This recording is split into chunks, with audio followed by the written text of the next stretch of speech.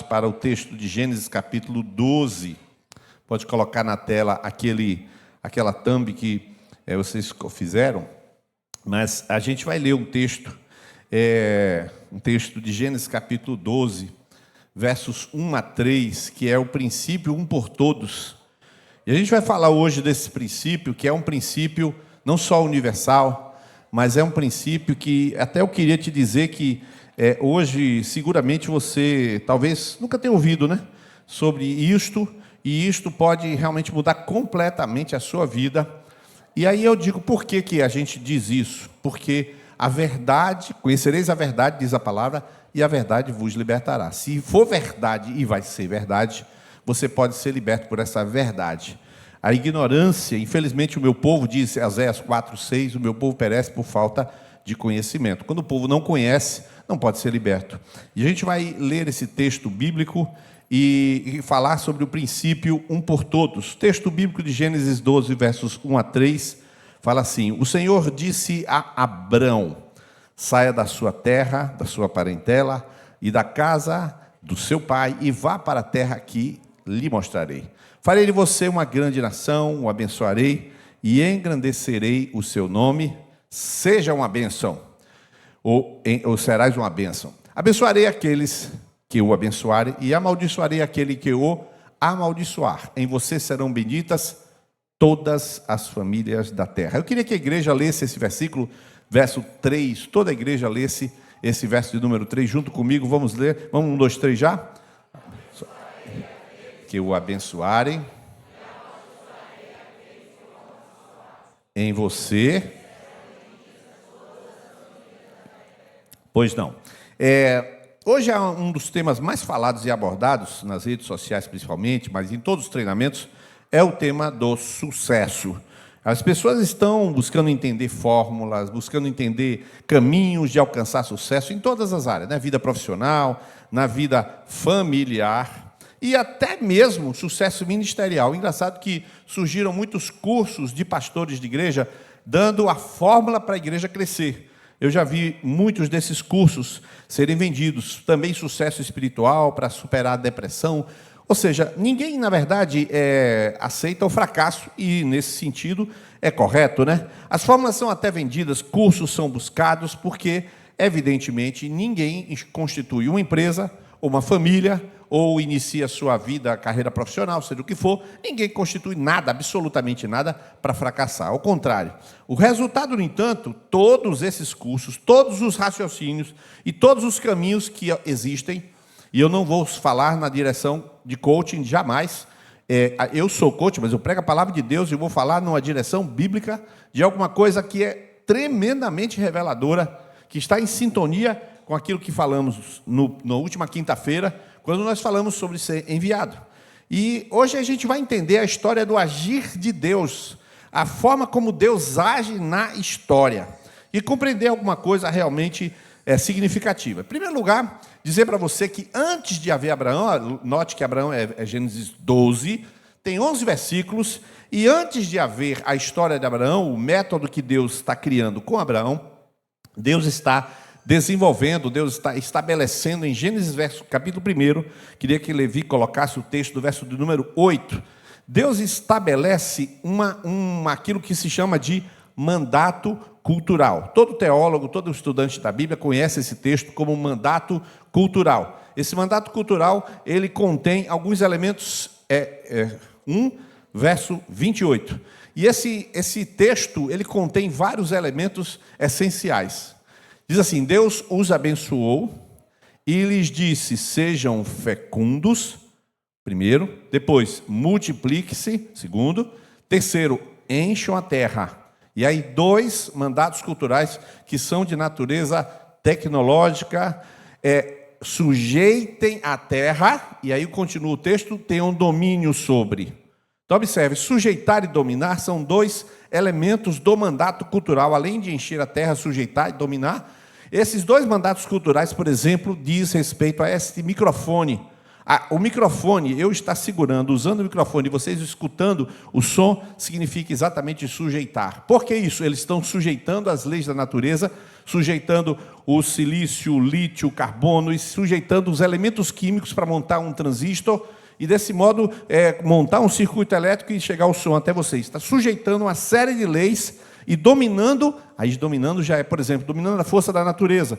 Você põe uma represa no rio, então você domina a força da natureza. Então você está cumprindo aquilo que é mandato cultural. Isso é bíblico, por isso que o desenvolvimento da ciência, ela está em paralelo com o desenvolvimento da raça humana, está em paralelo com a ação de Deus. Daí você dizer que 2/3 dos prêmios nobres todinhos são de cristãos ou de judeus, que significa dizer que são pessoas que não só creem em Deus, como são praticantes. Há uma estatística, Christian Today, que diz que 37% de todos os cientistas são praticantes, cristãos praticantes de igreja, diáconos, pastores, pessoas ativas, professor de escola dominical, 37% dos cientistas. Então a gente tem o desenvolvimento da raça humana, é justamente isso, é a obediência de que algo seja feito pelo homem para que as coisas aconteçam. Pois bem, a missão de alcançar a terra, no entanto, era do homem antes de pecar. O que acontece que em Gênesis capítulo 3, quando entrou o pecado no mundo, as coisas se complicaram. Por exemplo, em Gênesis 3, quando Deus vai até o homem conversar com ele à tardinha, como diz o texto bíblico, na viração do dia, em outra tradução, Deus conversando com o homem, mas o homem se escondeu. O homem se escondeu. E não só o homem se escondeu de Deus, como o homem se escondeu da sua missão. O homem foge do seu propósito. O homem começa, deturpado que está, a não conseguir cumprir aquilo que lhe é devido da parte de Deus. E aí a história vai até Gênesis capítulo 5. Vênus capítulo 5 está toda a genealogia de Enos, ou de Sete, e no capítulo 4 a genealogia de Caim. São 2 gerações, uma decaída e outra servindo a Deus. No entanto, em Gênesis 6, Deus destrói a raça humana completamente. 7, 8, em 9 ele faz um pacto. Gênesis 10 e 11 ele está falando do desenvolvimento da raça humana e da Torre de Babel. Então, até o Gênesis 11, você está construindo o quê? A terra está caída, o mundo está caído, os homens estão caídos, e eles não estão fazendo o mandato cultural. Tanto é verdade que o Senhor disse: enchei a terra, sujeitar e dominar. E o que eles fizeram? Uma Torre de Babel para não se espalhar.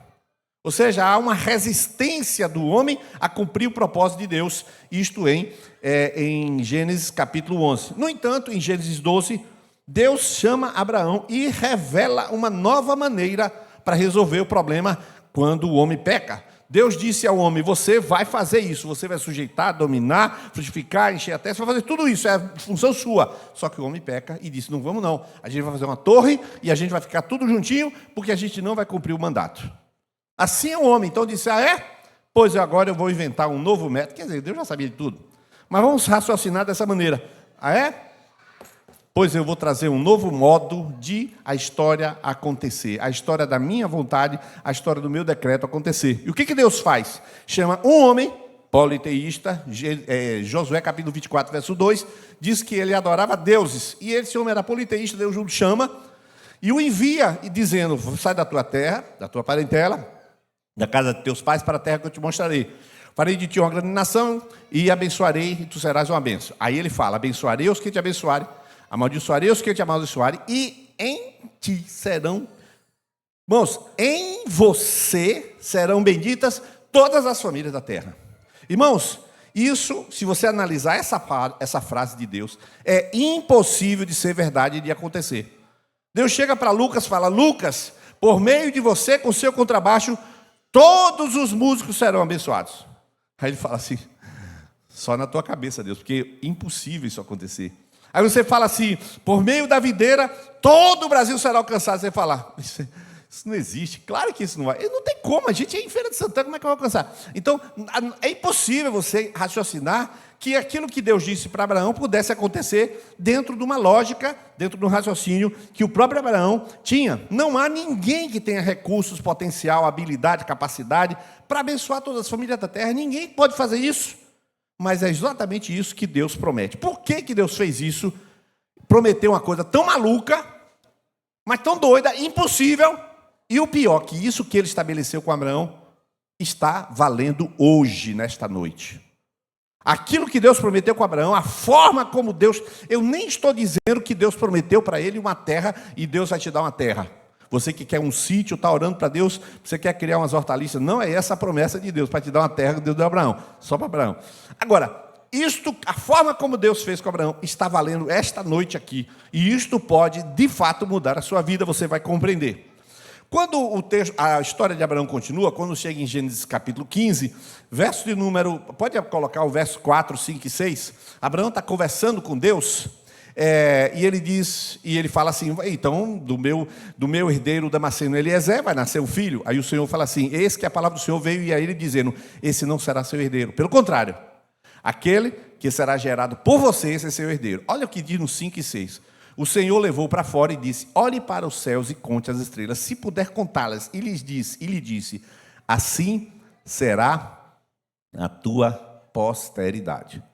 Irmãos, você, um homem, num lugar vazio, não se esqueça, a população era muito pequena. A população de Jerusalém, na época, nem existia Jerusalém, mas na época de Jesus, 100 mil pessoas. É pouca gente, aqui em Feira tem 1 milhão de pessoas. Então a população era pequena. Agora ele olhar as estrelas e dizer que essa é a quantidade de filhos que você vai ter. É impossível isso acontecer, irmão. Ele fala assim, então você me dê 25 mulheres ou 35 mulheres que eu vou fazer. Não. Tu vai ter um. Você está de brincadeira. Eu vou ter um e vai acontecer isso. Por um só vai acontecer. Então isto é uma loucura. Mas é assim que Deus começou a trabalhar. E trabalha até hoje e trabalha na sua vida desse jeito. Você vai entender exatamente. O texto continua, aí ele foi justificado, em Gênesis capítulo 18. A Bíblia diz que Deus trocou o nome, Gênesis capítulo 18. Eu vou até ver qual é o versículo para Levi abrir para mim aqui. Gênesis capítulo 18. Quando Deus chama Abraão e troca o nome de Abraão. Né? Deixa eu ver aqui, Gênesis 18. Gênesis 18? Não, 18 não, perdão. Gênesis 17, perdão, eu citei errado. Gênesis capítulo 17, e olha o que Deus vai falar no verso 4 com ele. O nome Abrão, que é o nome dele, significa pai exaltado.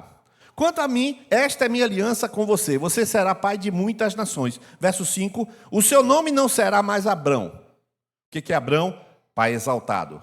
E sim, Abraão, porque eu constituí pai de muitas nações. Irmão, Abrão, pai exaltado, estava conversando com Deus, já tinha tido um filho de modo errado, ele já tinha tido Ismael, através da concubina, da serva de Sara, chamada Agar. Ele não devia ter feito aquilo, com 86 anos ele teve aquele filho, com 99, o menino tinha 13 anos de idade, Deus aparece a ele e fala assim, eu vou mudar teu nome. Teu nome agora é pai de multidão. Aí ele vai na feira, e aí, pai exaltado? Não, meu nome é pai de multidão. Como é? O cara volta e fala assim, pirou de vez, tá gaga. Eu falei a você. Ele disse que pai de multidão, como é que o homem vai virar pai de multidão? 99, com 86? Ah, é porque ele teve Ismael. Mesmo com Ismael, o nome dele não era pai de multidão. Agora com 99 é pai de multidão. Ele é maluco? Deus transformou Abraão em piada. Transformou Abraão em piada. Você vai ter um filho. E aí, Sara fez o quê? Deu risada. Ele falou, não ria, não. Não ri, não. Você riu. Pois você vai ter um filho, e o nome dele vai ser Riso. E o nome de Isaac é Riso. Mas como Deus é piadista mesmo, mudou o nome para pai de multidão, teve o filho e disse, agora o nome dele é o Riso, que você riu. Botava outro nome, botava promessa. Não, o seu nome é Riso. Então Deus está trabalhando, sabendo o que está fazendo. O homem que não está entendendo. Quando chega em Gênesis 22, irmãos, pode botar o verso 15. Deus pega Riso, pai de multidão sobe com Riso, chega lá no Monte Moriá, e o Senhor está dizendo a ele, você vai me oferecer esse riso. Você vai me oferecer teu único filho a quem ama. Ele fala, aí não entendi mais nada. Eu sou pai de multidão, eu tenho um riso, agora eu vou chorar, porque eu vou matar meu filho. Agora, o que Deus vai falar com ele, ele pega, levanta o cutelo, vai matar, ele não mata porque Deus sabe que ele oferece e aparece uma voz do céu, em sintonia com o que eu disse a você. E diz o verso 15, então, do céu, pela segunda vez o anjo do Senhor chamou Abraão, agora é Abraão, está vendo? E disse, porque você fez isto, e não me negou o quê, queridos? Não me negou o quê? O seu único. Olha aí, está vendo aí? Por causa desse eu vou levantar nações da terra. Por causa de você, eu vou abençoar todas as nações da terra. Por causa desse um, você não me negou esse único. Volta aí. Juro por mim mesmo, diz o Senhor, que certamente o abençoarei e multiplicarei a sua descendência como as estrelas do céu e como a areia que está na praia do mar. E a sua descendência tomará posse das cidades dos seus inimigos. 18. E aí continua, na sua descendência serão benditas o que, irmãos? Porque você obedeceu a minha voz. Ou seja, ele tem um único filho, de um único filho ele oferece esse único filho, desse único filho Deus transforma todas as nações da terra. Então Deus criou uma forma de fazer isso e para poder trabalhar. E você vai ver ao longo da história bíblica, e agora eu vou correr na história bíblica citando alguns textos bíblicos.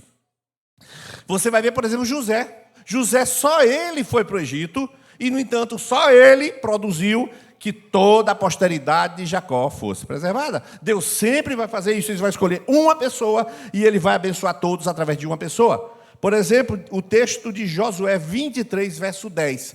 Uma promessa é lançada por Josué para o povo de Israel. Atente para esta promessa. Diz ele, um só de vocês perseguirá 1000. Leia de novo essa frase para mim. Pois o Senhor seu Deus é quem luta por vocês, como ele prometeu. Biblicamente, Deus diz, um só vai perseguir 1000. Isto é um decreto do Senhor para o servo do Senhor. Você com um filho vai alcançar todas as nações da terra. Você me ofereceu um filho, eu vou abençoar todas as nações da terra. Agora observa, Sangar. Aparece um camarada chamado Sangar, não precisa nem abrir esse texto, abre Juízes 15. Um juiz chamado Sangar, ele pegou uma guilhada de bois e matou 600 pessoas. Agora, Sansão, em Juízes capítulo 15, verso 14, ele estava preso, ele tinha feito alguma coisa ruim com os filisteus, quer dizer, ruim, certa, mas enfim. Ele foi amarrado pelos israelitas e foi entregue aos filisteus, e ele estava então entregue lá em Leí, o pessoal tudo festejando, olha lá, está escrito isso. No meio do texto diz, mas o Espírito do Senhor de tal maneira se apossou de Sansão.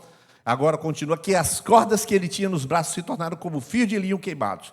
E as amarras que ele tinha nas mãos se soltaram. E aí o texto diz, achou uma queixada de jumento ainda fresca, pegou na mão, lê o resto para mim. Matou 1000 homens. Irmãos, todas essas coisas que eu estou lendo são impossíveis. 2 Samuel capítulo 23, verso 8. Um homem chamado Jazobeão, ou no texto de 2 Samuel 23, 8, é o mesmo nome, chamado Josebe Basebete, diz assim, são esses os nomes dos valentes de Davi. Josebe Basebete, filho de Taquemoni, ou um Taquemonita, né, como está outra tradução. O principal de 3, diz o texto, lê para mim o restante, que diz a Bíblia, 1, 2, 3. E os matou de uma só vez. Outra mentira, irmão. Ou não, mentira não. Não, exagero não. Outro absurdo. Porque isso, como é que isso aconteceu? Observe, Deus está pegando Abraão para abençoar todas as famílias da terra. Pegou Isaac para alcançar todas as nações da terra. Ele pegou José e alcançou toda a posteridade e salvou toda ela. Ele pegou Sangar, matou 800. Ele disse que um perseguirá 1000. Ele pegou Sansão e matou 1000 pessoas. Ele pegou José Bessebete, verso 18 agora, pegou Abisai. O camarada, olha só o que ele fez. Abisai era irmão de Joabe, filho de Zeruia, chefe de 30. Este, empunhando a sua lança, atacou 300 homens e os matou. Matou 300 pessoas. Agora vamos ver o mais importante de todos eles, Davi. Eu não estou pregando sobre esses homens, vou chegar em Jesus.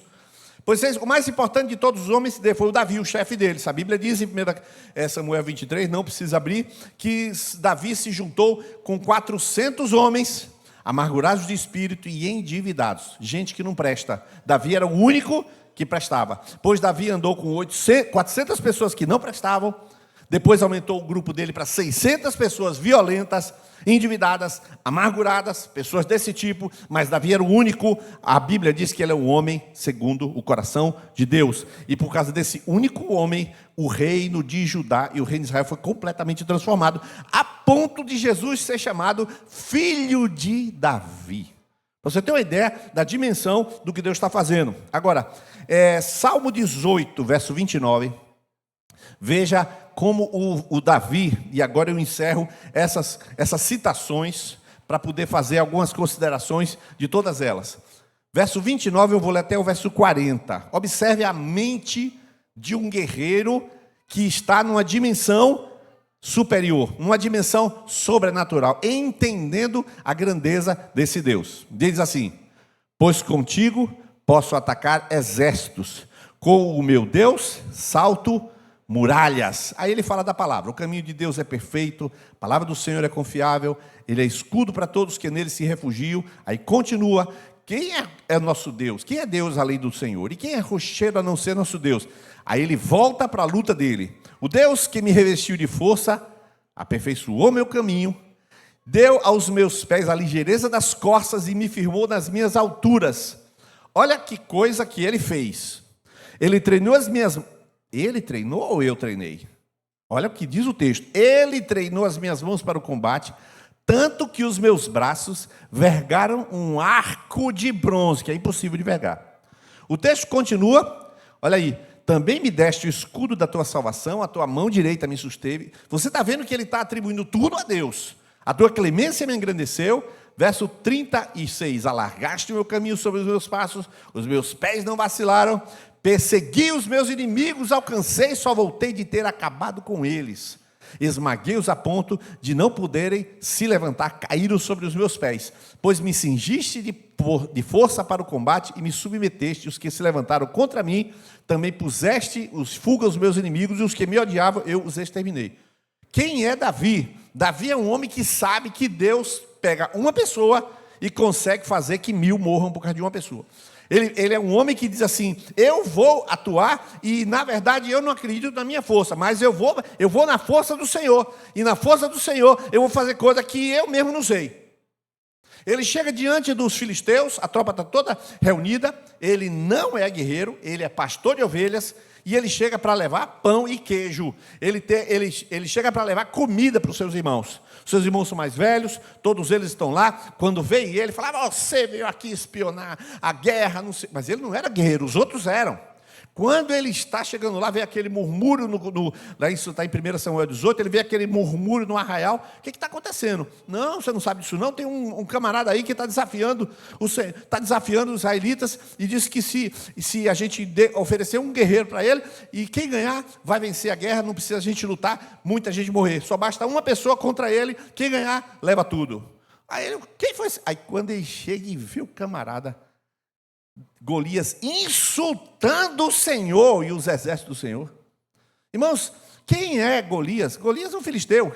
Quem é Davi? O pastor de ovelha. Quando ele viu aquele camarada insultando, o que ele fez? Ele se indignou. E ele disse: como é que um homem desse vai insultar o Senhor nosso Deus, o Senhor dos exércitos? E aí ele chega para Saul e fala: eu quero lutar.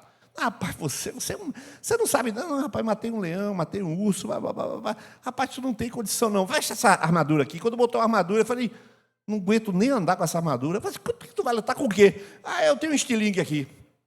Estilingue? Tu é maluco?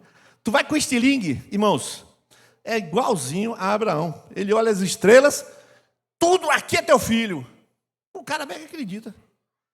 Aí ele pega: eu vou lutar com o estilingue. É mesmo nível, irmão, mesmo nível, isso não tem sentido. Aí ele fala: então vai, a gente está perdido mesmo, a gente não consegue vencer Golias. E o que ele falou?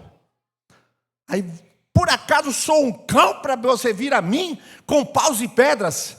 Aí ele vem contra Golias: pois eu venho a ti em nome do Senhor dos exércitos, a quem você afrontou. Girou, pegou 5 pedras, mas na primeira acertou. Por que pegou 5 pedras? Até hoje nenhum pregador conseguiu responder isso aqui. A pedra da fidelidade, a pedra da temperança, a pedra da... sei lá quais 5 pedras. Sei que ele pegou 5 pedras. Aí alguém já disse que Golias tinha 4 irmãos. Para ele matar Golias, os 4 irmãos. Também é muita criatividade de pregador, né, irmão? Mas o fato é que ele pegou uma pedra, jogou e Golias... Mas cadê o medo de Davi? Está todo mundo com medo, inclusive Saul. Cadê o medo de Davi? Irmãos, ele foi que escreveu um salmo que diz: o povo que conhece ao Senhor se esforçará e fará proezas. Foi ele que escreveu. Ele conhece o Deus, e ele sabe como é que Deus trabalha, ele sabe a arquitetura de Deus, ele sabe os planejamentos de Deus. Deus trabalha de um determinado jeito e eu sei como é que Deus trabalha. Me dá uma pedra só que eu vou resolver o problema com o gigante, e resolveu. Irmãos, existe um Deus na história agindo. E existe a humanidade aqui tentando explicar como é que tem sucesso. Existem as pessoas inteligentes dizendo que Deus trabalha assim, Deus trabalha assado. Ou então, para você ter sucesso, você tem que comprar assim e vender assado. Ou então, você tem que trabalhar assim e não trabalhar assado. As pessoas estão dizendo um monte de coisa. Só que Deus está procurando uma pessoa que entenda como é que Ele pode ser glorificado através da vida desta pessoa. Assim, queridos, esses exemplos que eu dei, se fossem só do Antigo Testamento, a palavra não teria sentido, e eu posso te dizer que eu jamais pregaria se ela não fosse verdade no Novo Testamento.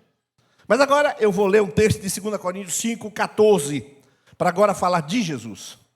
2 Coríntios 5,14, olha o que vai dizer para você entender claramente. Eu queria que a igreja lesse esse texto, por favor. 1, 2, 3.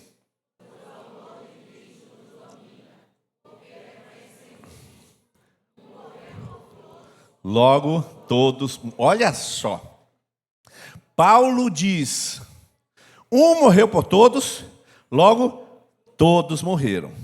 Deus diz, por você, todas as nações da terra serão abençoadas. Diz assim, olhe você para as estrelas, e se você pode contar, será a sua descendência. E um homem creu, e assim foi feito justiça para aquele homem. Ele pega um homem e leva para o Monte Moriá e oferece aquele um único filho. E aquele um único filho fez Deus responder a ele, porque você ofereceu um único filho, eu te digo que toda a tua descendência será abençoada, e o evangelho vai chegar em todas as terras.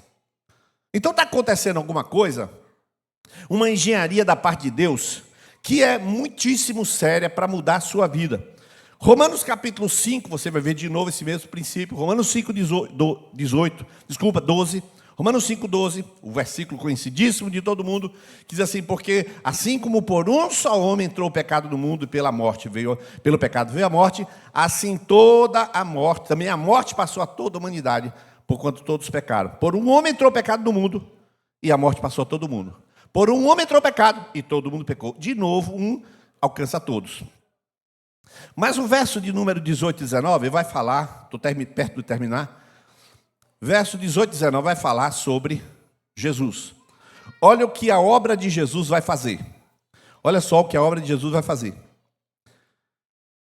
Romanos 5, 18. Portanto, assim como por uma só ofensa, a ofensa de Adão, veio o juízo sobre todos os seres humanos para condenação, todos morreram, assim também, por um só ato de justiça de Jesus, veio a graça sobre todos para a justificação que dá vida. O texto continua e diz assim, porque, como pela desobediência de um só homem, muitos se tornaram pecadores, podia dizer todos, né? Assim também, por meio da obediência de um só, muitos ou todos se tornarão justos. Observe bem o que Deus está fazendo. Deus, quando chama Abraão, Deus está pensando alguma coisa que a gente vai ler já já. Deus, quando está chamando Abraão, ele está pensando uma coisa, porque Deus não tem tempo e espaço, né?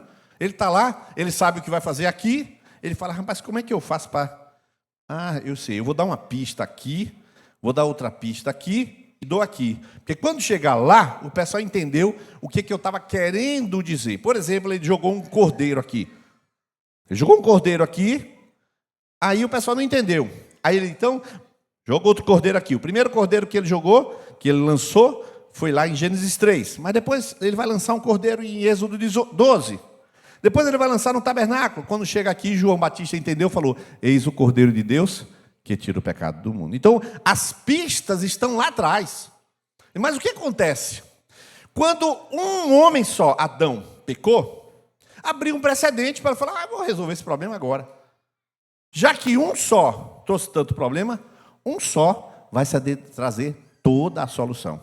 Já que um sozinho trouxe todo o pecado, um sozinho vai trazer toda a justiça. Vamos resolver isso aqui. É só eu levantar um segundo Adão que a gente resolve o problema da humanidade. Então lá vem Deus, quando está conversando com Abraão, eu vou ler Gálatas 3, verso 8. É o penúltimo versículo. Gálatas 3:8. Se você puder colocar em outra versão, por exemplo, qualquer versão aí, ACF, qualquer uma dessas aí, ARC também pode ser. Puder trocar dessa vez, porque fica um pouco mais claro. Diz o texto na ARC aqui, ora, tendo a Escritura previsto, olha só, presta atenção que esse versículo é a chave. Ora, tendo a Escritura previsto que Deus havia de justificar os gentios pela fé, anunciou primeiro o quê? Abraão, irmãos, anunciou o quê? Anunciou primeiro o quê? Mas Deus anunciou o evangelho. Deus pregou o evangelho a Abraão, mas não avisou. Deus pregou o evangelho a Abraão, era pista para a gente entender. Anunciou primeiro o evangelho a Abraão, dizendo: todas as nações serão benditas em ti. Irmãos, preste atenção nisso aí agora. Essa é a parte mais importante. Deus evangelizou Abraão, dizendo que nele todos seriam benditos. Irmãos, para você e para mim seria: Abraão, Jesus Cristo. Você botar Jesus Cristo na frase. Como é que você não ia botar Jesus Cristo e dizer que era evangelho? Para ser evangelho, você tinha que dizer Jesus Cristo. Não. O Paulo está dizendo que evangelizou Abraão e não botou Jesus Cristo na frase. Como foi que Deus evangelizou Abraão? Como foi que Deus pregou o evangelho a Abraão? Dizendo assim. É porque o texto vai explicar. Eu vou pegar o teu descendente, Abraão, e vou salvar toda a humanidade. Esse descendente, eu não vou te dizer o nome agora, mas lá na frente, esse descendente se chamará Jesus Cristo e será teu filho, o filho de Abraão. Deus vai pegar uma pessoa só e salvar toda essa congregação que creu em Jesus Cristo. Deus vai pegar só uma pessoa para transformar a vida de milhares e milhares de pessoas por causa de uma só pessoa, um só ato de justiça, um só sacrifício, uma só manifestação da graça. Deus vai pegar esse único ato e Ele pode fazer o que Ele quiser com esse único ato. Entenda a importância disso. Entenda a importância disso, que agora eu vou explicar a importância. Eu prefiro sempre pregar desse jeito, irmãos. Dar a base bíblica depois da explicação por que eu falei a base bíblica. Porque isso aqui é Bíblia. Isso aqui não é uma opinião de Niles. Qual a implicação disso tudo? Quando Deus escolhe uma pessoa que não é nada. Quando escolhe Abraão politeísta. Quando escolhe Abraão que nem tinha igreja. Quando escolhe Abraão que não tinha nem Bíblia. E diz: você, Abraão, através de você, todo mundo vai ser abençoado. E o cara somente não fez nada, não fez curso, não leu Bíblia, não foi batizado com o Espírito Santo. Ele somente creu. E por ele ter crido, tudo aconteceu diferente a partir daquele dia. Esse homem creu e tudo mudou.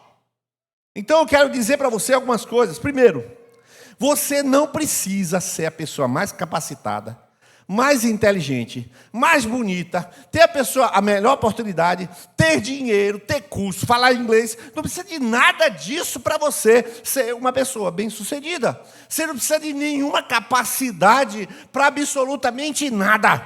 Não é isso que determina o alcance da sua influência. Qual era a capacidade de Abraão? Ontem eu estava comentando com Fernanda, anteontem, uma coisa interessante. Abraão era o pai da fé, não é isso? Pai da fé? Aí Deus fala assim: sai da tua terra, da tua parentela, para a terra que eu te mostrarei. Ele pega e sai. Ele sai. Quando chega lá, aquela terra imensa. Eita, essa terra é toda tua. Beleza? O homem creu. Aí Deus diz: desça para o Egito, porque está passando fome aqui, está tendo fome. Desça lá no Egito que eu vou te proteger lá. Quando chega no Egito, o que ele faz? Sara, é o seguinte, diga para a galera aí que você é minha irmã, porque senão vão me matar. Irmão, que maluquice é essa?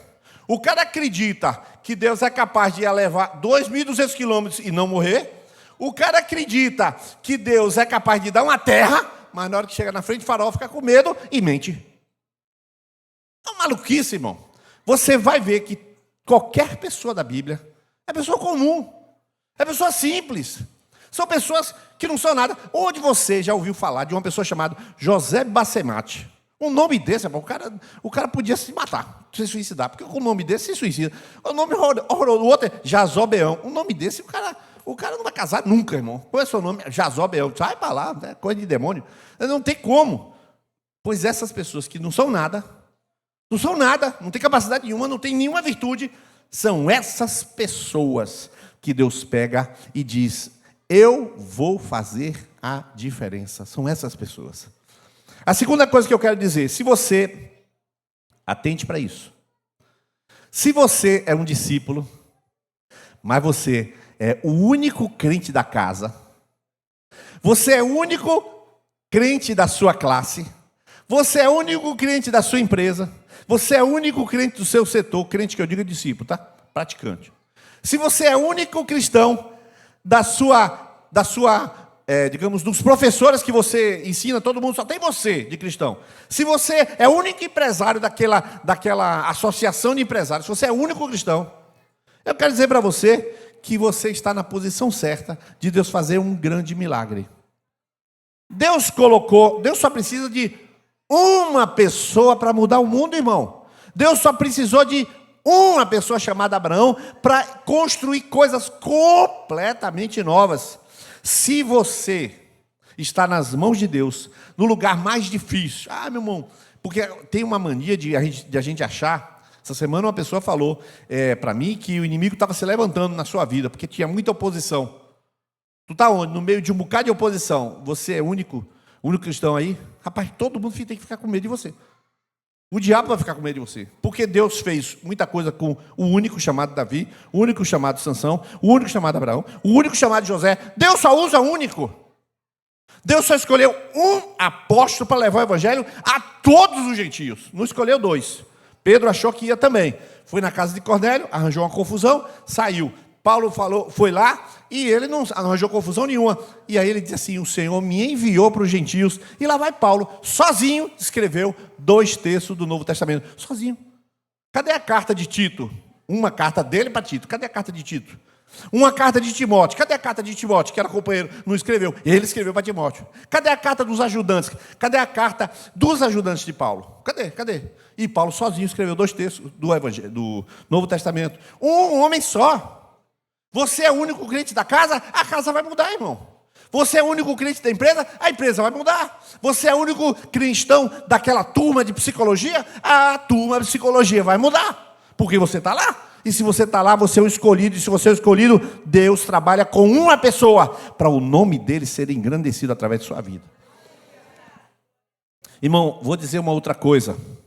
Você não tem nem que ter uma grande fé. Você nem tem que ter grande fé. Jesus não disse que tinha grande fé. Os discípulos chegaram para Jesus e falaram assim: aumenta-nos a fé. Jesus disse o quê? Se você tiver fé. De que tamanho, irmão? Você já viu o tamanho do grão de mostarda? Uma vez eu peguei um grão de mostarda para pregar. Era difícil você mostrar, porque caía toda hora e perdia. O grão de mostarda é tão pequeno, é do tamanho da cabeça de um alfinete, só que para você tem que pegar um frasquinho com muitos grãos de mostarda. Se você vier com um só, botar no bolso, não acha mais. É desse tamanho que é o grão de mostarda. E Jesus falou: se você tiver fé do tamanho, ou como, tanto faz, como um grão de mostarda. Ou seja, não está falando de grande fé.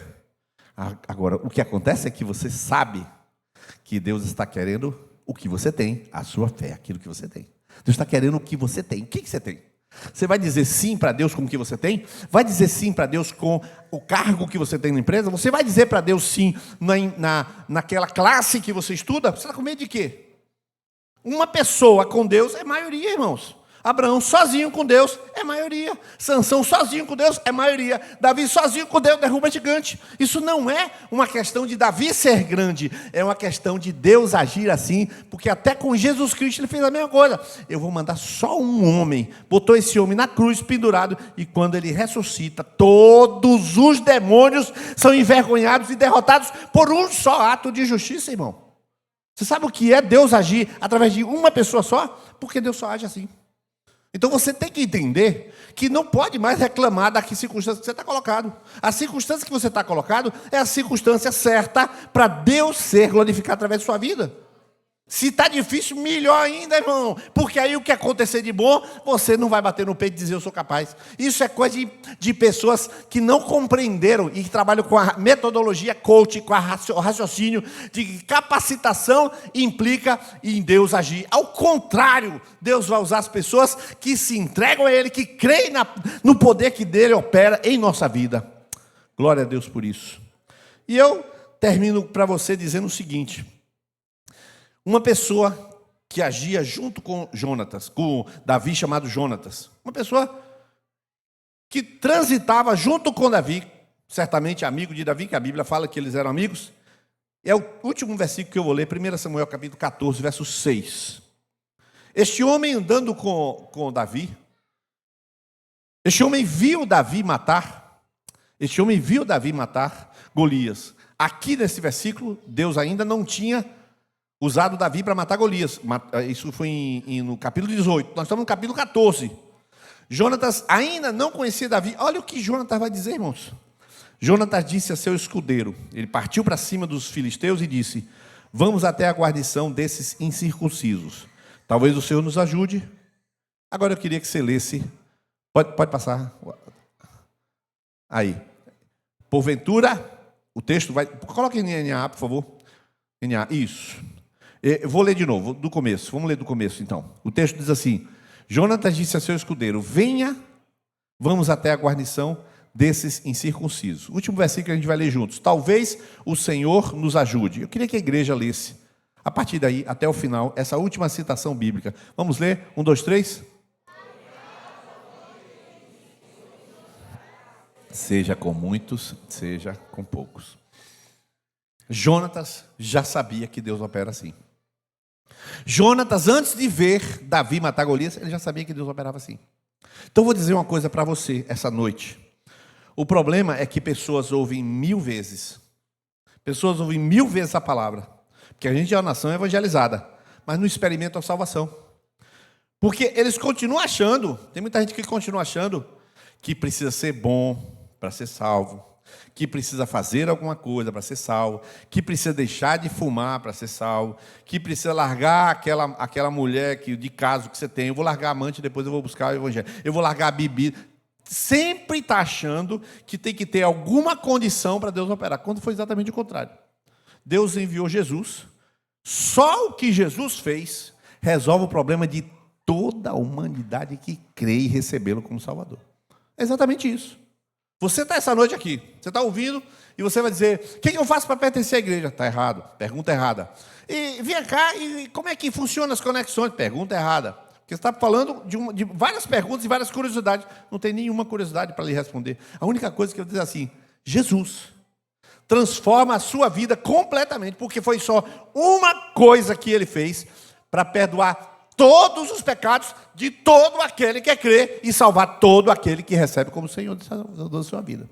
Se você receber a Jesus como Salvador, você é transformado. Agora, você que está aqui, que já é um discípulo, eu quero dizer para você: Deus quer tomar sua vida, independente da sua circunstância. E hoje, você precisa entender: se você tem uma loja em um determinado lugar, a sua única loja, naquele único lugar, você é cristão, você está ali, que Deus plantou você, você sabe que é isso, você é um enviado. Falei quinta-feira. Basta a sua loja para todo aquele lugar mudar. Basta você naquela repartição para tudo mudar. Por quê? Porque é assim que Deus trabalha. Deus quer ser glorificado na sua vida. E eu quero dizer isso para você, porque é por um só nome, por um só homem, por um só sacrifício, por uma só morte Jesus fez, mas também por uma só promessa Deus estabeleceu que você será um vencedor. Essa é a palavra que eu tenho para você essa noite. Quero colocar para você aqui agora, você que já ouviu a palavra muitas vezes, você tem ideias sobre Jesus, você tem ideias daquilo que Deus espera de você. A única coisa que vai mudar a sua vida é você dizer a Jesus: Jesus, eu te quero na minha vida como Senhor e Salvador. Jesus, eu entrego a minha vida, porque a única coisa que Jesus fez resolve todos os seus problemas. Tudo que Jesus fez, aquele único ato, vai resolver todos os seus problemas. Como assim? Quer dizer que agora eu saio daqui e as minhas dívidas são todas pagas? Será que eu saio daqui e fico rico? E quem te falou que o propósito de Deus é enriquecer você?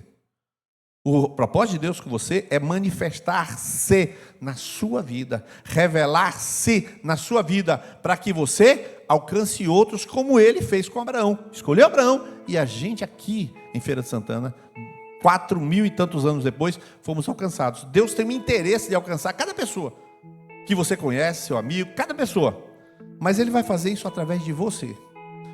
O que acontece é que muitos vivem em torno dos seus problemas. Você tem que viver em torno do que Deus quer para a sua vida. E o que Deus quer é tomar você.